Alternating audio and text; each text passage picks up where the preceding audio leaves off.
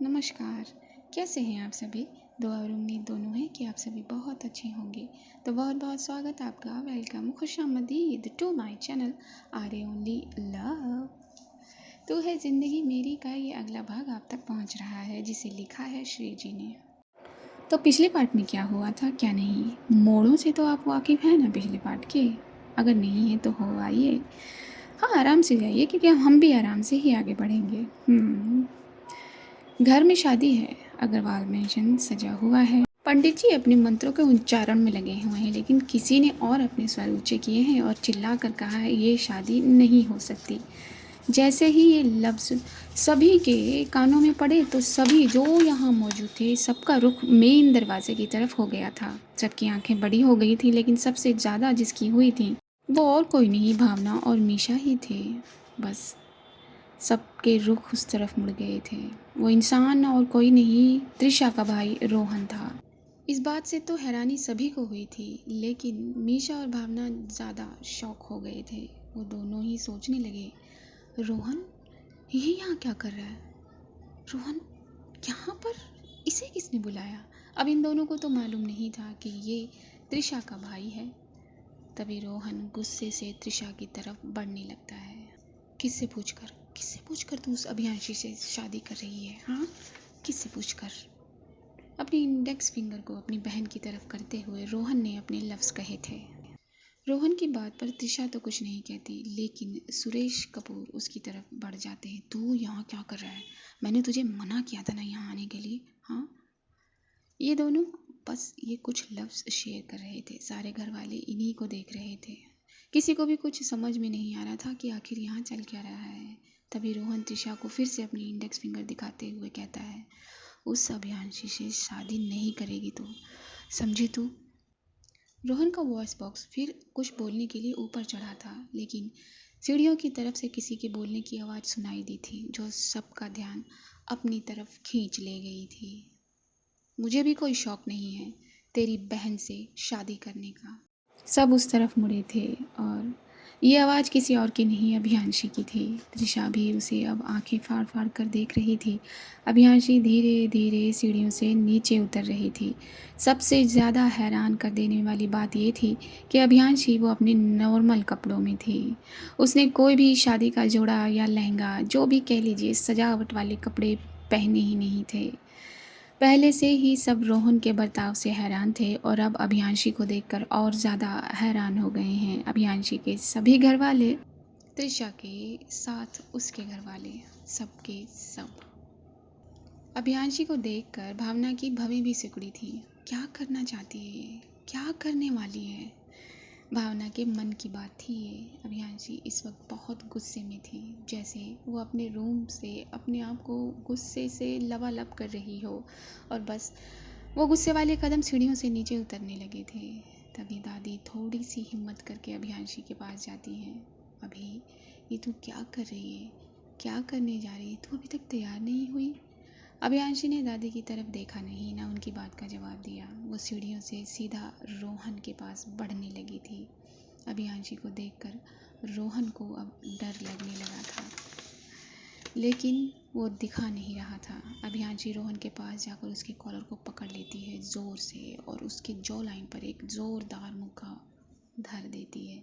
ये देखकर सब वहाँ अपने अपने जगह से हिल जाते हैं, चौंक जाते हैं। माहौल एकदम शांत पड़ जाता है। रोहन पहले पंच से उभरे उससे पहले ही अभियांशी एक और पंच उसके मुंह पर मार देती है और कहती है, मुझे बिल्कुल भी कोई शौक़ नहीं तेरी बहन से शादी करने का, समझा तू? ना ही मैं उससे शादी करने वाली हूँ कभी इन फ्यूचर। जब खुद की बहन पर बात आई तो तू खुद यहाँ चल कर आ गया। हाँ, और तू तू जो इतनी सारी लड़कियों की ज़िंदगी बर्बाद करता है, उसका क्या? अभियांशी की जॉलाइन इतनी टाइट थी कि बाहर से दिख रही थी उसकी नर्व्स। मीशा और भावना अपने में ही बड़बड़ा रही थी। व्हाट? ये सब क्या चल रहा है? रोहन त्रिशा का भाई है और अरे ये अभी क्या बात कर रही है? तभी रोहन बोल पड़ता है, मैंने कुछ नहीं किया, समझी तू? अभियांशी कहती है, अच्छा तूने कुछ नहीं किया? हाँ, इन दोनों की ये वार्तालाप चल ही रही थी कि वहाँ कुछ पुलिस ऑफिसर्स आ जाते हैं जिनके साथ करण भी है। उन ऑफिसर्स को देखकर रोहन घबरा जाता है। साथ ही साथ वहाँ जितने भी लोग थे सभी बस आंखें फाड़ फाड़ कर देख रहे हैं, कभी रोहन को, कभी अभियांशी को, तो कभी पुलिस वालों को, क्योंकि किसी को भी कुछ समझ में नहीं आ रहा है। तभी एक पुलिस वाला अभियांशी के पास आकर कहता है, थैंक यू अभियांशी, तुम्हारी वजह से आज ये पकड़ा गया। लगभग 1 हफ्ते से हम और हमारा डिपार्टमेंट इसे ढूंढ रहे थे। कई लड़कियों की ज़िंदगी इसने ख़राब की है और कई लड़कियों की कंप्लेन इसके ख़िलाफ़ है, और सबकी एक ही कंप्लेंट है, ये लड़कियों को ड्रग्स देता है। ये बात सुनकर सबके होश उड़ गए थे, सब हक्के बक्के रह गए थे, वहाँ जो भी वहाँ खड़ा था। तभी अभियांशी उस पुलिस वाले से कहती है, एक्चुअली मुझे इसके बारे में ये सब पता नहीं था, मुझे मेरे एक ऑफिस के एम्प्लॉय की बेटी ने बताया, जो कि शायद इसकी क्लासमेट है, और वो लड़की अगर मुझे ये सब नहीं बताती तो ये उसके साथ भी ये करने वाला था। लेकिन शुक्र है कि उसने मुझे सही टाइम पर बता दिया। अभियांशी की ये बात सुनकर भावना का दिमाग ज़रा खटकता है, उसे थोड़ी थोड़ी बातें समझ आने लगती है। भावना के दिमाग में वो दिन आता है जब गोलगप्पे खाने के लिए ये तीनों कहीं गए थे और वहाँ उसने अभियांशी को एक लड़की के साथ देखा था। फिर अभियांशी से सवाल किया था तो अभियांशी ने यही कहा था कि पता चल जाएगा। यही बात भावना के दिमाग में चलती है। देखते ही देखते पुलिस ऑफिसर रोहन के हाथों में हथकड़ी पहना देते हैं। सुरेश कपूर जब देखते हैं कि उनके बेटे के हाथों में हथकड़ी पहनाई जा रही है तो वो दौड़कर पुलिस वाले के पास जाते, तुम ये ठीक नहीं कर रहे हो, और पुलिस वाले को ही धमकाने लगते हैं। क्यों मिस्टर सुरेश कपूर, और कुछ नहीं आता, सिर्फ धमकाना आता है आपको, अभियांशी ने अपने कड़क अल्फाजों में कहा था। और वो पुलिस ऑफिसर रोहन को खींचते हुए घर के बाहर ले गया था। तभी त्रिशा अभियांशी के पास आती है और कहती है, अभियांशी तुमने मेरे साथ ऐसा क्यों किया? मेरे भाई की वजह से तुमने मेरे साथ शादी करने का झूठा नाटक किया, हाँ? त्रिशा की आंखों में आंसू थे। तभी अभियांशी अपनी दांत पीसते हुए गुस्से से उसकी तरफ पलटती है, तुम्हें मेरा नाम लेने की भी परमिशन नहीं है, समझी तुम? हाँ, ये सब मैंने तुम्हारे भाई के काले कारनामे सामने लाने के लिए किया था। जब अभियांशी ये सारी बातें कहती है त्रिशा से तो उसकी आंखों में जैसे लाल रंग बहने लगता है। उसे इतना आक्रोश है। अभियांशी त्रिशा की आंखों में आंखें डाल कर कहती है, तुम्हें क्या लगा तुम मेरे साथ ऐसे चुपके से फ़ोटो खींच लोगी और मुझे पता नहीं चलेगा? अगर मेरे गुस्से से बचना चाहती हो तो चुपचाप निकल जाओ यहाँ से, समझी तुम? वरना। अभियांशी ने ये वरना शब्द कहते ही अपने दांतों को और दबाया और जो लाइन से वह नर्व फिर दिखी थी। अभियांशी को इतने गुस्से में देखकर त्रिशा डर गई थी और उसने रोते हुए अपने लहंगे को अपने दोनों हाथों में उठाया था और बाहर की तरफ चली गई थी। उसके साथ साथ उसके मम्मी पापा यानी कि सुरेश कपूर और उनकी वाइफ भी यहाँ से निकल गए थे। सारे घर वाले ये दोनों का कन्वर्सेशन सुन रहे थे और चुपचाप खड़े थे। भावना अभियांशी को ऐसे देख रही थी पहली बार, गुस्से में, इतने आक्रोश में। जाते जाते अभियांशी ने सुरेश कपूर को एक चेतावनी दी थी, मैं अपने दुश्मन को दूसरा मौका नहीं देती, लेकिन तुम्हें दिया, मैंने एक मौका और दिया, तो समझ जाओ, मुझसे और मेरी फैमिली से दूर रहना, समझे तुम? सुरेश कपूर अपनी आंखों में गुस्सा, जेलसी और न जाने कौन कौन से भाव लिए यहाँ से चले गए। अभियांशी भले ही अपनी फैमिली से ज़्यादा बातचीत नहीं करती थी, ना अपना प्यार जताया करती थी, लेकिन उसे ज़रा भर भी मंजूर नहीं था कि उसकी फैमिली प्रॉब्लम में हो। त्रिशा और त्रिशा की फैमिली यहाँ से चली गई थी। अब इस घर में सिर्फ अभियांशी की फैमिली, करण और भावना थे। पंडित जी भी थे, लेकिन वो भी अपना रुख ज़रा मोड़ने लगे थे। रुकिए पंडित जी, आप कहाँ चल दिए? शादी करवाने आए हो, शादी करवा कर जाओ। अभियांशी की बात सुनकर अपने चेहरे पर एक सवालिया निशान बना लिया था पंडित जी ने। पर तुम जिससे शादी करने वाली थी वो तो यहाँ से चली गई, फिर शादी किससे करवाऊँ मैं? पंडित जी की बात सुनकर अभियांशी ने उनका जवाब दिया, हाँ, जिससे मेरी शादी होने वाली थी वो यहाँ से चली गई, लेकिन जिससे मेरी शादी होगी वो तो यहाँ है। ये कहकर भावना को एक नज़र देखा था अभियांशी ने और फिर भावना की ही तरफ वो बढ़ने लगी थी। पूरे घर वाले सिर्फ अभियांशी को देख रहे थे कि वो क्या करने वाली है, वो क्या करेगी। अभियांशी भावना के पास आ गई थी और भावना का हाथ पकड़ लिया था। हाथ पकड़कर वो उसे शादी के मंडप की तरफ ले जाने लगी थी। करण और मीशा ये दोनों इनके रिलेशनशिप से वाकिफ़ थे, लेकिन कोई और तो नहीं था। फिर भी मीशा शॉक हो गई थी, क्योंकि ये अचानक अभियांशी क्या कर रही थी, भावना से शादी कर लेगी, यही सब सोच रही थी वो। इधर खुद भावना अभियांशी के इस बर्ताव से हैरान थी, क्योंकि भावना ने ये कभी नहीं सोचा था कि अभियांशी उससे इस तरह शादी कर लेगी। अभियांशी भावना को लेकर पहुंच गई थी मंडप में। भावना की आंखें नम हो गई थी। भावना ने अभियांशी से सिर्फ एक ही शब्द कहा, अभियांशी तुम क्या कर रही हो, छोड़ो मेरा हाथ, चुप रहो। अभियांशी ने ये भावना की आंखों में आंखें डालकर कहा था। भावना अभियांशी की आंखों में देख रही थी। इस वक्त अभियांशी की आंखें गुस्से से लाल हुई पड़ी थी, जिससे भावना भी थोड़ा सा डर गई थी। अभियांशी ने अपनी आंखों से भावना को बैठने का इशारा किया था और भावना चुपचाप बैठ गई थी। अभियांशी ठीक भावना के बगल में ही बैठी हुई थी। इस मंडप में पंडित जी ने फिर से मंत्रों का उच्चारण शुरू किया था। अभियांशी की बात सुनकर पंडित जी मंत्र ज़रा जल्दी जल्दी पढ़ने लगे थे। इधर पूरे घर वाले बहुत खुश थे। कम से कम अभियांशी उस त्रिशा से तो शादी नहीं कर रही थी, शादी कर रही थी भावना से। भावना को तो सभी पसंद कर रहे थे। अभियांशी भावना के गले में मंगलसूत्र पहनाती है और फिर उसकी मांग में वो सिंदूर लगाती है।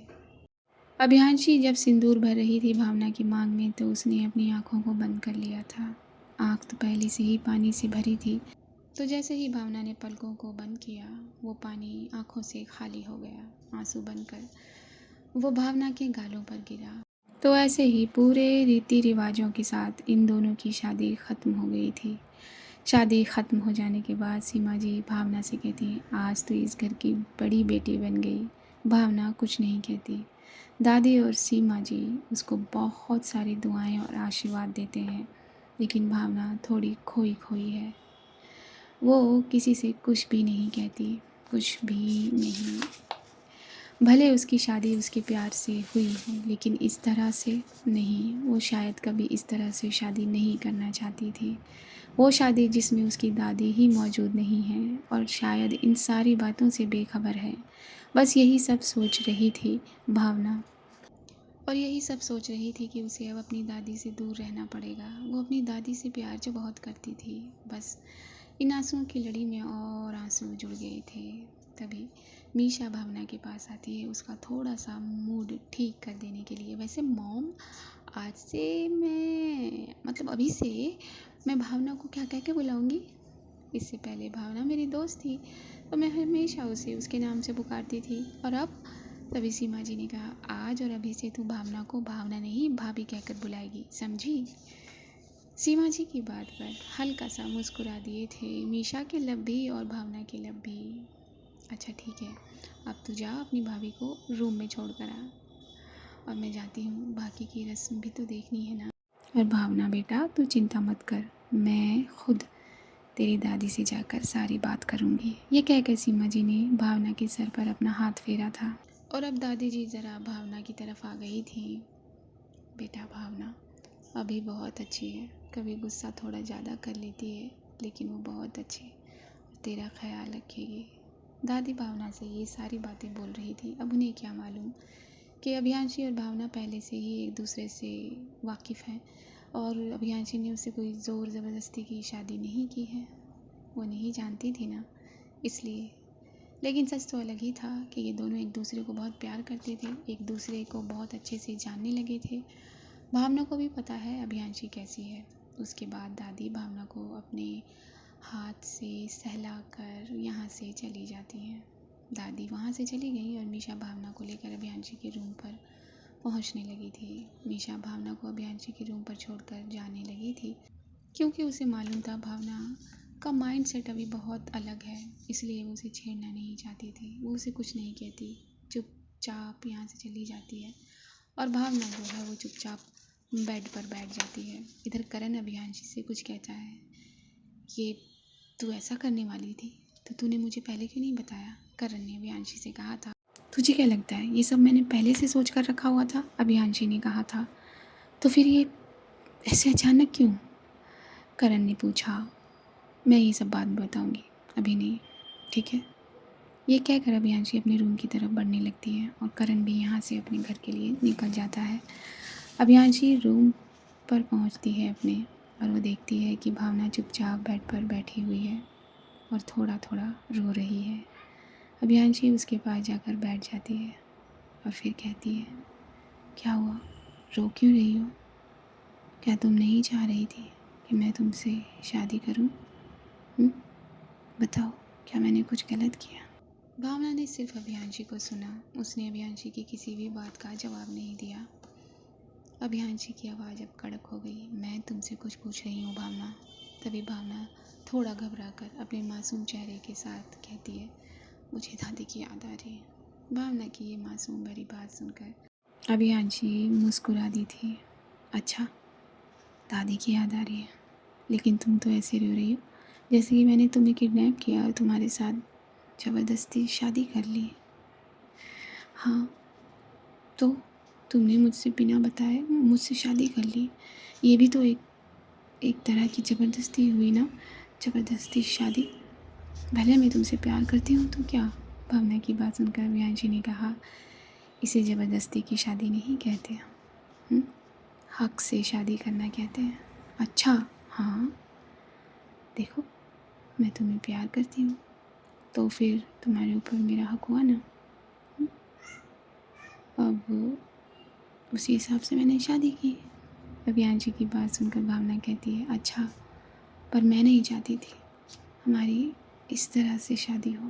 तभी अभियांशी अपना एक हाथ भावना के गाल पर रखती है। मुझे मालूम है कि तुम अभी शादी के लिए रेडी नहीं थी। मैं भी नहीं चाहती थी इस तरह से शादी करना, लेकिन क्या करूं? मैंने तुमसे शादी की ताकि तुम मेरे पास हर पल रह सको। मैंने त्रिशा और उसके भाई के साथ जो भी किया उसकी वजह से। रोहन तो अभी जेल में है, लेकिन त्रिशा, वो बिल्कुल चुप बैठने वाली नहीं है। वो ज़रूर कुछ ना कुछ करेगी। मेरा तो कुछ नहीं बिगाड़ पाएगी, लेकिन हो सकता है वो मेरी सबसे ज़्यादा करीबी और मेरी कमज़ोरी का फ़ायदा उठाए। वो तुम्हें कोई चोट पहुंचाए, ये मैं बर्दाश्त नहीं कर सकती। मैंने तुमसे शादी की ताकि तुम हर दिन हर पल मेरे साथ रहो। अगर कोई मेरी ज़िंदगी को निकालने की कोशिश करेगा तो मैं उसकी ज़िंदगी नर्क बना दूंगी। ये सारी बातें अभियांशी भावना की आंखों में देखकर कह रही थी। वैसे तुम दादी की चिंता मत करो, मिसेस अग्रवाल ने तुम्हारी दादी को सब बता दिया होगा। और हाँ, तुम जब चाहे अपनी दादी से मिलने जा सकती हो, बस 10 मिनट की तो दूरी है। भावना ने सिर्फ अपनी गर्दन को हाँ में हिलाया। चलो, अब तुम सो जाओ, बहुत रात हो गई है। ये कह के अभियांशी भावना के फोरहेड पर एक प्यारा सा किस करती है, फिर उसको बेड पर लिटाकर उसके ऊपर ब्लैंकेट उड़ा देती है और जाकर खुद सोफ़े पर बैठ जाती है। अपने लैपटॉप उठाती है और कुछ करने लगती है, लेकिन भावना लेटे लेटे भी अभियांशी को ही देखे जा रही थी। तभी अभियांशी लैपटॉप में देखकर बोल पड़ती है, भावना, मैंने कहा ना, सो जाओ, मुझे देखने के लिए पूरी उम्र पड़ी है। तभी भावना सोते हुए ही अभियांशी से पूछ पड़ती, तुम्हें कैसे पता चला कि मैं तुम्हें देख रही हूँ? तभी अभियांशी मुस्कुरा देती है, तुम्हें क्या लगा कि मैं तुम्हारी इन ऊटपटांग हरकतों को देख नहीं पाऊँगी? हाँ, कुछ भी, मैंने कोई ऊटपटांग हरकत नहीं की। तो गुड नाइट खरगोश अग्रवाल। ये बोल के भावना अपनी आंखें बंद कर लेती है। दूसरी तरफ सीमा जी भावना की दादी से सारी बात कर चुकी थी। भावना की दादी बहुत खुश थी, क्योंकि उनको अभियांशी और भावना के रिश्ते के बारे में पहले से ही पता था और उन्हें कोई भी प्रॉब्लम नहीं थी। ऊपर से अभियांशी के परिवार वाले बहुत अच्छे हैं। भावना को वहाँ माँ बाप का प्यार भरपूर मिलेगा।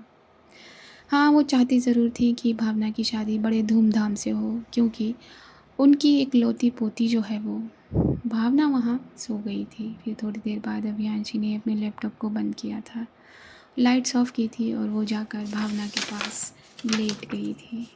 तो यही आज का भाग है जो आपके पास पहुँच गया है। तो अपने कमेंट लिखना ना भूलिएगा। चैनल पर नए हैं तो चैनल को सब्सक्राइब कर लीजिए। मेरी आवाज़ को पहली बार सुन रहे हैं तो चैनल को सब्सक्राइब कर लीजिए। मुस्कुराते रहिए, लाइक कर दीजिए, शेयर कर दीजिए। ख्याल रखिए अपने पेरेंट्स का। दुआएं करिए अपने पेरेंट्स के लिए, दुआएं करिए दूसरों के पेरेंट्स के लिए, दुआएं करिए नीडी चिल्ड्रंस के लिए, दुआएं करिए इंसानियत के लिए। दुआ करिए हर उस प्रेग्नेंट लेडी के लिए जो अपने अंदर एक नन्ही सी जान को सींच रही है। दुआएं करिए। बस यही कहूँगी। लूँगी आप सभी से इजाज़त। नमस्कार।